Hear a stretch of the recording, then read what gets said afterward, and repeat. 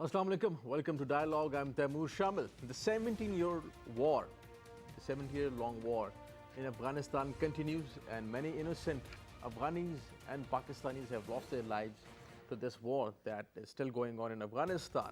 Recently, there was a wave of terrorism inside Pakistan as well. Pakistan lost many innocent people once again. Balochistan and KPK were targeted, and these attacks were carried out by TTP and Daesh, who again claim the responsibility of these attacks in Balochistan and in KPK.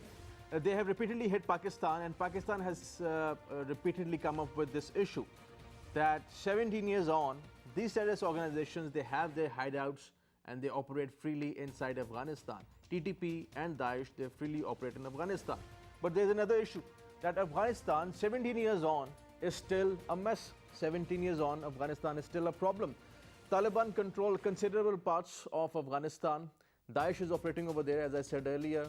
In the north of Afghanistan, TTP and Daesh, they're fighting each other. The warlordism can be seen in Afghanistan. The government is still not that strong in many parts of Afghanistan and on the peripheries, and has not been able to keep a check on the terrorist organizations operating there freely. United States and the NATO troops too have not been able to keep a check on them.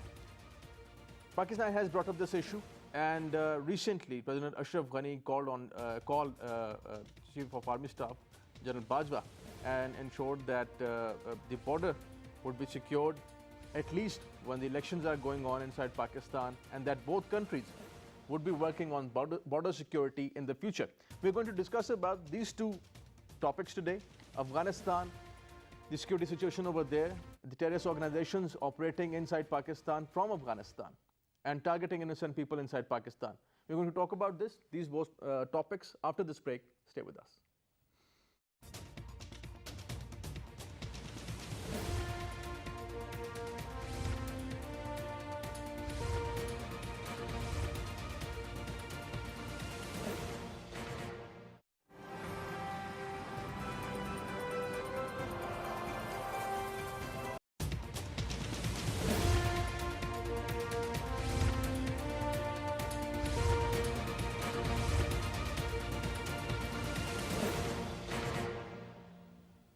Welcome back. The war against terrorism, or the war on terrorism, started 17 years back in Afghanistan when US came to Afghanistan to eliminate Al-Qaeda. Al-Qaeda perhaps was eliminated, but interestingly, 17 years on, we have more terrorist organizations operating freely inside Afghanistan. TTP, Taliban Pakistan, and their leaders, they're operating in Nangarhar, Lalpur district of Nangarhar, Afghanistan.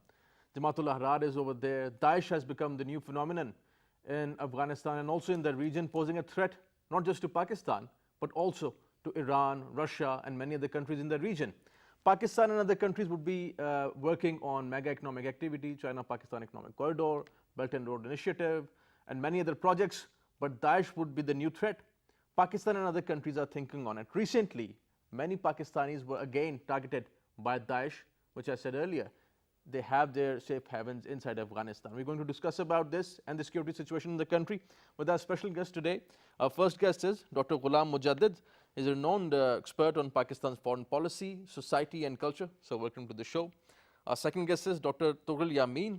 He is Associate Dean of for the Center of International Peace and Stability, National University of Science and Technology, Islamabad. So thank you for joining us. Dr. Mujadis, starting with the recent terror wave, once again, TTP and Daesh have claimed the responsibility of two attacks, one in Balochistan in which Mr. Raisani was martyred, and another in which Mr. Bilal was martyred in KPK. Again, these terrorist organizations have been targeting Pakistanis. How do you see that the countries in the region should keep a check on the way these terrorist organizations are operating in Afghanistan? And do you think that this also undermines the efforts of international forces in Afghanistan and the Afghan forces and their performance in Afghanistan? Definitely, they undermine the existence of functional organized governments in the region, more so in Afghanistan, which probably lacks the functionality of its being, that means the Afghan state. So there are havens for these terrorist organizations within that country, and then they go and do their terrorist attack, let's say towards Pakistan or in Pakistan, and there are also fears that they would be extending their reach up to the Central Asia or elsewhere. That is why, as you mentioned, there was a strong concern in Iran, Russia, China, and Pakistan, and probably the spy masters, they got together in Afghanistan just to have a strategy and rework amongst themselves so that the threat of especially IS is curtailed, because this is a new addition to the terrorist mix in the region, especially in Afghanistan.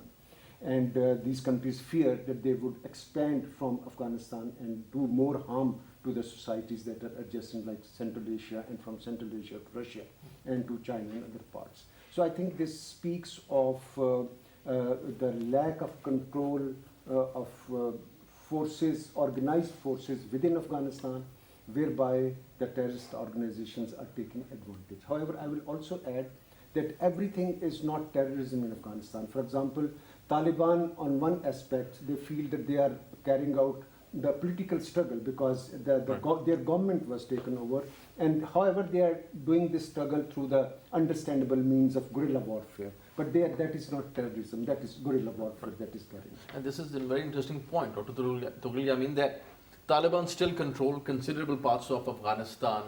17 years on, we don't see any political solution in sight in near future for that matter. Though President Ashraf Ghani of Afghanistan, he has been experimenting with a few things with the Taliban and talks with the Taliban, but they have not been working out for the Kabul government, and perhaps it is also a question of legitimacy for them. How do you see peace and stability in Afghanistan and its impact on Pakistan? I think there's a growing concern that the war has extended too long. You've mentioned time and again that it has taken 17 years and there's no sign of it ending. In Washington, Trump is also very frustrated. There have been visits by Mike Pompeo, the Secretary of State, to Kabul, and Alice Wells. She was here in Pakistan as well. And yesterday, or day before yesterday, General John Nicholson, who is the commander of the U.S. forces in Afghanistan, has said that the Secretary of State has indicated that the Americans are willing to talk to the Taliban directly. Albeit he says that the Afghans should also be sitting there on the negotiating table. Earlier they were saying that Taliban should talk to the Afghans alone. Now they have realized that this is not going to happen anytime soon. The Americans realize that there's been a report by the Special Inspector General of Reconstruction in Afghanistan, which says that out of the 407 districts in Afghanistan, 59 are controlled by the Taliban and 119 are contested, meaning thereby that they are not within the control of the Afghan government. So effectively, the Americans also realize that half of Afghanistan is not under the control of the government in Kabul. So they want some kind of solution, although Barack Obama had much earlier wanted to withdraw, and actually the withdrawal had started, but then the American forces, they thought, no, we can perhaps defeat the Taliban, which did not happen. Even Trump also, I think initially, first year, he wanted some kind of resurgence. The surge operations were there. Obama had also done that under the pressure from his generals. Nothing came of it. So there's an increasing realization in the US administration that they cannot defeat the Taliban with force. And there's also a sense of fatigue setting in within Afghanistan. Also, people want peace. There have been a number of peace rallies. People have been walking. And the long marches. Long marches have been conducted. And also, there have been calls by the Imam of Kaaba, Imam Sudais, which said that there should be some kind of peace talks. There have been calls from Indonesia also. The ulama have been meeting. So all in all, people want peace in Afghanistan, and peace in Afghanistan obviously is going to benefit Pakistan. There are no two questions about it. It is going to affect us. I think the Pakistan government strategy in the long run is now bearing fruit. The sealing of the borders and others have bore fruit, but we have to look ahead. What happens once peace finally returns to Afghanistan? That is the strategy that Pakistan government must put in place, and I do not know really. I've been asking this question a lot of time. Are our political parties ready to have some kind of Afghan policy? Is Afghanistan does Afghanistan find mention on their election manifestos? I don't know, but these are important things. Afghanistan, Kashmir, foreign policy issues must.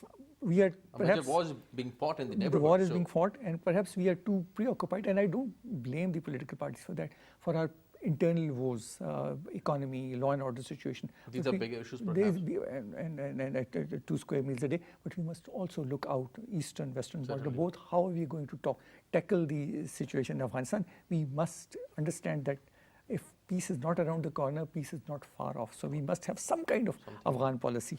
But this is a very important point, and I would put this question to Dr. Mujadis, that there are different perspectives on Afghanistan. One is that as long as US is in Afghanistan, peace cannot prevail over there because the war would continue. That's what the Taliban want. Recently, President Ashraf Ghani also said that he accepts the Taliban as a political entity, legitimate political entity. And if they join the Kabul peace talks with the Kabul government, they would be given passports and visas, they can live over there. But since it is a question of legitimacy, Taliban would not talk directly to the Kabul government. But as far as the US is concerned, the key to peace lies with US. And do you think that anytime soon US would be serious on working on pulling the troops out of Afghanistan, and perhaps that is doable for Afghanistan and the neighboring countries? Yeah, Shamil, I think that is a very fundamental question, but as complicated and a many-faceted question, as they call it, with no simple one-liner answer to it. For example, your very last assertion that key to peace in Afghanistan lies with United States of America. The other perspective is that the present turmoil is because of the United States of America. And there have to be fundamental shifts within the juxtapositions that are there present, because without changing the fundamental paradigms on sides with the parties involved, the situation in Afghanistan is not going to be,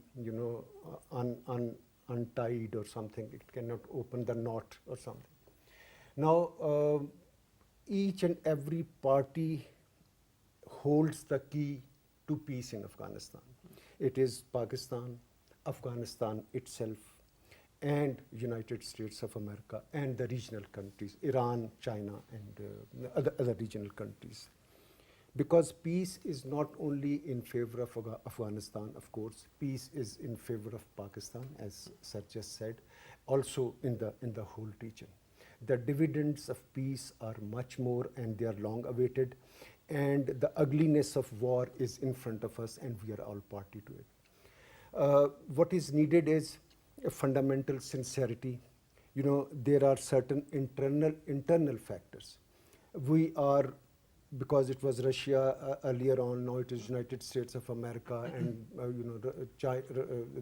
Russia again, and China and all. I think I would like to draw through you to this basic fact that the solutions to the problem lie in the internal and local politics of that very polity. They have to rectify themselves, and the positive thing is that they are coming close to it. For example, you just mentioned that Afghan president offered very fundamental concessions to the Taliban. He said that we will recognize you as a legitimate political actor. We will also amend our constitution if there is a need for amendment. We will issue you the identity and all that, and you become part of as an opposition, become part of the political process, and then enter into some kind of a democratic dispensation from the military dispensation. Because the root of politics lie within Afghan society. It is not with the guns only that a party will be able to come to power in Afghanistan and sustain. It is with the votes and sympathies and some kind of mechanism that will connect Taliban with the Afghan society, and that is a political process.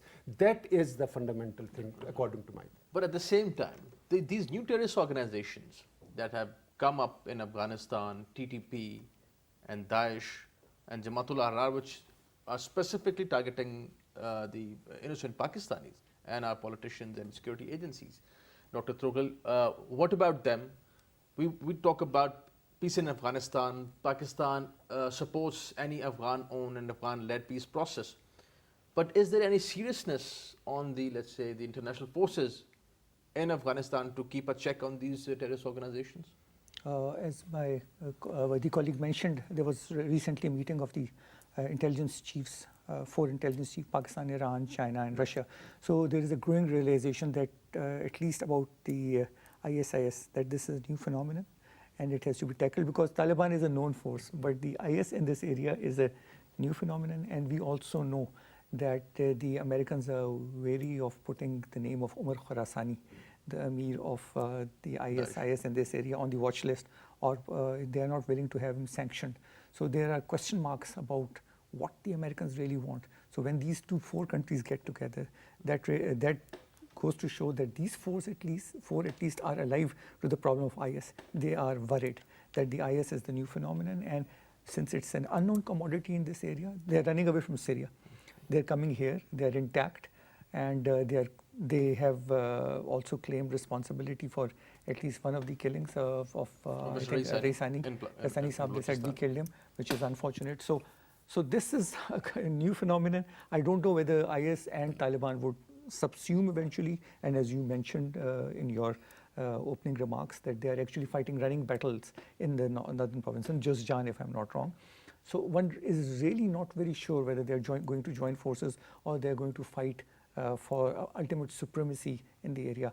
And one doesn't know which is going to suit Pakistan. I think only peace is going to suit Pakistan. So Taliban, IS, the two together, or the 2 fighting with each other, ultimately is going to have a destabilizing effect on the region. So, but this do more mantra at the same time is also very interesting to see that while Pakistan has launched big military operations inside Pakistan, we got rid of these terrorist organizations. They don't have any organized presence in Pakistan.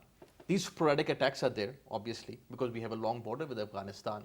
But looking at Swat, Karachi, what it was a few years back, South and North Waziristan, and so on in the Fatah area as well, we see the situation is much better. It's peaceful in Punjab, for that matter, and Sindh. But when we talk about such kind of military operations in Afghanistan, what we hear is they do more mantra from the international community, from our friends as well. Do you think that this has to stop, and that all the stakeholders in Afghanistan, they have to work on doing what is needed and stop the do more mantra? Yes, I think you are right in lots of senses. I remember, I think it was today's press that, or yesterday, the Chinese president said that Pakistan's lofty sacrifices in the war against terrorism, they are commendable and they must be accepted and recognized, because Pakistan is one country that has given maximum against terrorism or something of that. So it is confirmation by one of the not only one of the friends of Pakistan, but one of the great power of the time that. And same recognition is there, especially in the American military, because we have worked together, and the American generals, in openly also, and in this thing, whenever they recognize the Pakistan this thing. So I think the thing is that there needs to be sincerity and trust. Without trust, I think things, even in the mutual relationship, normal relationship, if trust, there is a deficit of trust, they cannot work. United States of America must understand that they have their vital interest, Pakistan has the vital interest. It can just not be that we can relent on our vital interests in favor of United States of America. No, we will pursue our national interest in favor of peace and stability for us and for other people and this thing. But at the cost of our vitals, no country, not even Pakistan, no country of the world will go along with the United States of America. There have been successes, and successes are shared. There have been failures. Failures must also be shared. If you are working in a coalition, if you are working in some sort of alliance, it can just not be that if the failure is there, and the failure is because of so many factors. The most important, the historical geographic factors. The superpowers in Afghanistan, they just can't win without certain qualifications and all that. So if that is the lesson of the history that has been repeated over and over again, Pakistan is not responsible for anybody else's failure. However, what we can do and what we must do, not for them, but for ourselves also, that we must stabilize the situation and open a way for peace in the region. The region has seen too much of bloodshed since the start of 1980 till this time. I think we need stability over there. There's this perception, Dr. Toughral, that White House at the moment, they are revising, these are reports as well and news that the White House is revising its Afghan strategy, but at the same time, they're also asking and also questioning the performance of US Army and the generals in Afghanistan. So the US forces in Afghanistan are also under pressure to perform in Afghanistan. But at the same time, while they would be revising Afghan strategy, US President Donald Trump, when he said that US would be giving India a larger role in Afghanistan, that certainly is something alarming for Pakistan as well. Pakistan and US have been fighting what Dr. Mujadis said, that terrorist organizations together, we have lost so many people at the same time. But giving India a larger role over there and this new Afghan strategy, what would that be? The US wants the Indians to play a larger role in the region for a number of reasons. Perhaps they want them to be counterweight to China also, which is, I think, over-ambitious on their part, because China in its own right is a much bigger power than India is. So in Afghanistan, they want India to play a larger role. India has invested a lot of money, billions of dollars, 2 billion perhaps plus. But Indians are not willing to put boots on ground, because they understand that if the Americans or the Russians, Soviets could not control Afghanistan, Indians cannot do that. So the Americans want them to play a larger role. Indians have a Afghan policy. They've always had an Afghan policy, because they went under the formula that my enemy's enemy is my friend. So they were behind the Pashtunistan bogey for a very long time, 50s and 60s, and they also sided with the Soviet Union, which unfortunately now has been forgotten. So India will have a role. They have a policy. The Americans want them there. You can't do much about it. The only thing is you must know what you want to do in Afghanistan. And I say on many occasions that we should start building areas where we can cooperate with Afghanistan. Perhaps the Indians would not allow you defense cooperation, because they don't allow the Afghans to come to your academies. Although I think a few of the Afghan cadets have gone to the military academy. I do not know about the Air Force Academy, but some have. But still, most of them go to India to get the training. Right. What I have been saying on a number of occasions, on a number of forums, that we can have cooperation in the field of higher education, even at the primary or secondary level. Also, we can open schools, we can send more people, we can open more chairs in Afghan universities, we can invite more Afghan students, because if we invest in Afghans, the future generation, the future leadership will have, we can have better dividends. India is doing that. India is doing that in a blatant manner. They have constructed their parliament. They've done a lot of things which will give them a lot of share in future Afghan politics. We should also think on those lines. But that is what we are not doing. What America is doing, what American plans are there, how they want India to be incorporated, all of us know that. What we want to do. Do we have any plans with the Chinese? I do not know. China has its plans, Russia has its plan, Iran has its plan. We can perhaps together have a plan for some kind of activity in Afghanistan which can bring about larger cooperation in Afghanistan, at least in the future generation of Afghanistan. The next 25 years are vital for us. You just mentioned culture and education. I've confirmed this with the HEC people and the officials as well, that almost thousands of people, I think that is around 7,000 to 8,000 Afghan students are studying inside Pakistan. Most of them are on scholarship. I checked with the Kabul embassy, Pakistani embassy in Kabul. Daily 4,000 to 5,000 people, they get Pakistani visas. They travel to Pakistan from Kandahar and also from Kabul as well. We have been doing, this is the question basically, what you are saying exactly, that we have been doing considerable things, a lot of things, but projecting them is also very important, and also letting our people know In what com- our policy is In towards comparison, Afghanistan. what the Indians are doing it at a much Huge. bigger scale. US is And I huge, can right. tell you from my university, there's no Afghan student in our university. I do not know about Air University. In NAS, Qaid-e-Azam perhaps, and Islamic International Islamic I've University and seen a couple one of others student in maybe. NDU, in NUML, I don't know, Right. in International Islamic, I don't know. But I'm talking about what I see on ground.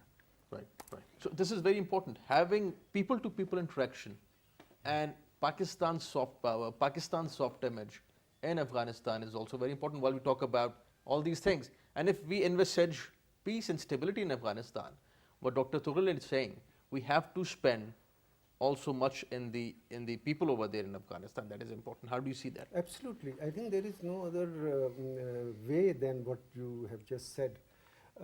And it is not about India, America, or anybody else giving India a particular role. It is what role Pakistan wants to give itself with Afghanistan. And believe me, there are many advantages inherent and physical ones that are there between Pakistan and Afghanistan that are just not there between India and Afghanistan. Okay, they're inherent advantages. I mean, the sameness of the border, the sameness of the community on both sides of the border, the religion, the history, and all that. However, any relation will have certain historical baggages, and then other than the militancy and there are dimensions of culture, the soft power, the sameness, and all that. Why should it be that from the very beginning the orientation of the Afghan society should slowly and gradually, and now more predominantly, should be towards accruing Indian advantages of their soft power and not Pakistani advantages. There was a time that people from the Middle East and everybody used to come to Pakistan for studying and all that.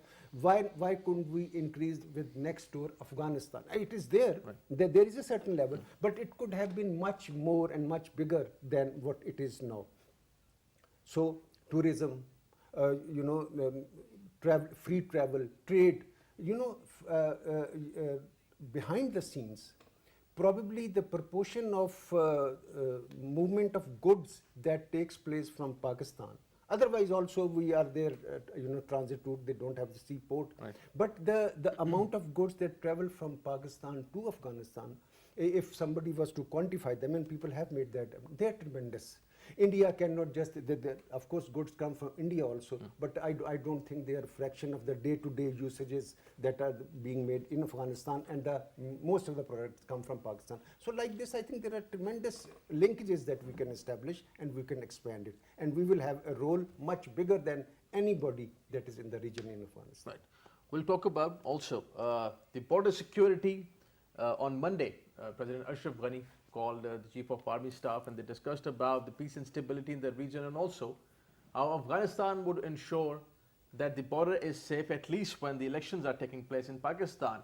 Pakistan and Afghanistan both have a long porous border, one of the most difficult terrains in the region, I would say, and securing the border is important for both, for the people of Afghanistan and also for the people of Pakistan as well. Pakistan has started fencing the border, and Pakistan also launched big military operations on Pakistan's side to bring peace and stability in FATA and other areas of Pakistan. But at the same time, Pakistan expects that our friends across the border in Afghanistan would reciprocate that and keep a check and trace organizations over there. After the break, we're going to discuss about fencing the border, securing the border, and what Pakistan and Afghanistan and countries in the region can do about it. After this break, stay with us.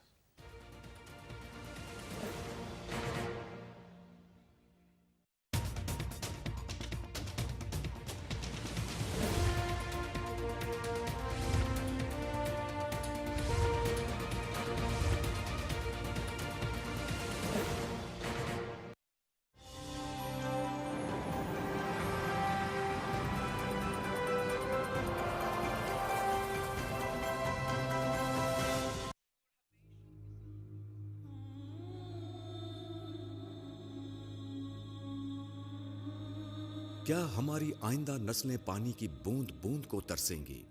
अगर नहीं तो हमें dams अपने वसाइल से तामीर करने होंगे। सुप्रीम कोर्ट के फैसले के मुताबिक सुप्रीम कोर्ट द्यामर भाषा और मोहम्मद डैम्स फंड कायम कर दिया गया है। सुप्रीम कोर्ट ने इसकी जिम्मेदारी खुद उठाई है। ये सदक़ा जारिया है। आगे बढ़ें पाकिस्तान के लिए।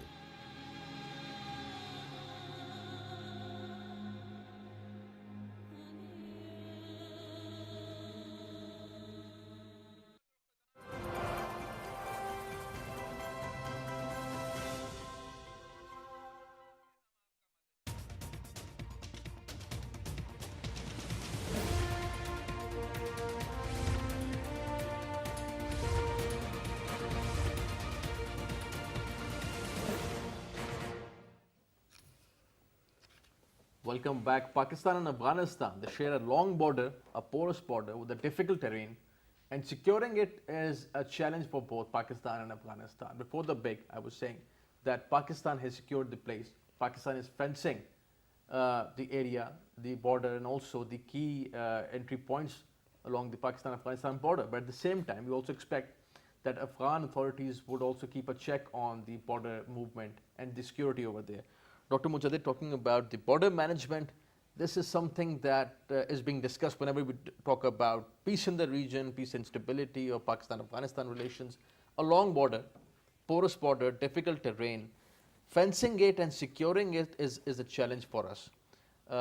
Also keeping in mind that there are a few issues with Pakistan and Afghanistan, how to go about it. Earlier we also saw that Major Changezi was martyred by the Afghan shelling on the border, Pakistani Major. Pakistan-Afghanistan border, how do you see it, securing the border? Securing the Pak-Afghan, or fencing it, so to say, Pak-Afghan border is a measure to reduce the illegal, illicit trafficking or movement across from Afghanistan to Pakistan and vice versa. And it's a very, very welcome move. But then everything has certain, strings attached to it. We should not be overly worried with the strings that are attached. We should look at the benefits that would be accrued once the fencing, occurs and all. There are operational problems. Operational problems are that, well, the border is perennially marked, but once you want to build a fence, you might have heard lots of things that between the two houses you want to build some boundary.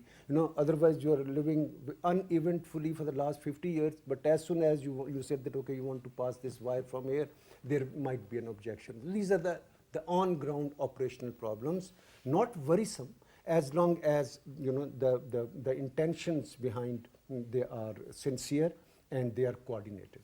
So I'm referring to it because we heard lots of time that Afghans, they shell the fencing and all that. I think this problem can be solved very, very easily, operational problems, and we should not be overly worried about it. And Pakistan must continue with fencing it. And it is a very difficult thing. It requires a lot of money also. So Pakistan is doing it, in the current economic situation, it might be very cumbersome, but looking at the advantages that it will have and the sincerity that we want to display to the outside world, that, well, we are doing our bit so that this thing. It is not only for the period of elections that we are worried about. We are looking at the permanent situation that whenever the future comes, it is very easy, or it becomes easy to manage the border so that the problems are minimized. From that aspect, I think this fencing is very good. It must continue, and there is a plan which Pakistan has, that it wants to build the fences. There are certain natural salients that can be taken advantage of when it doesn't have to inch by inch this thing, but then whatever is the plan, the main points must be there. Recently I'm heartened that yesterday I think Afghan president called our army chief and said that especially in the election this season, they would take extra precautions that from their side no illicit or illegal movement takes place or something, which is very heartening, which is very good. Which is certainly very important. And securing the border is also about securing up the area of FATA that we call, that would be merged very soon with the KPK. But securing our people is also very important.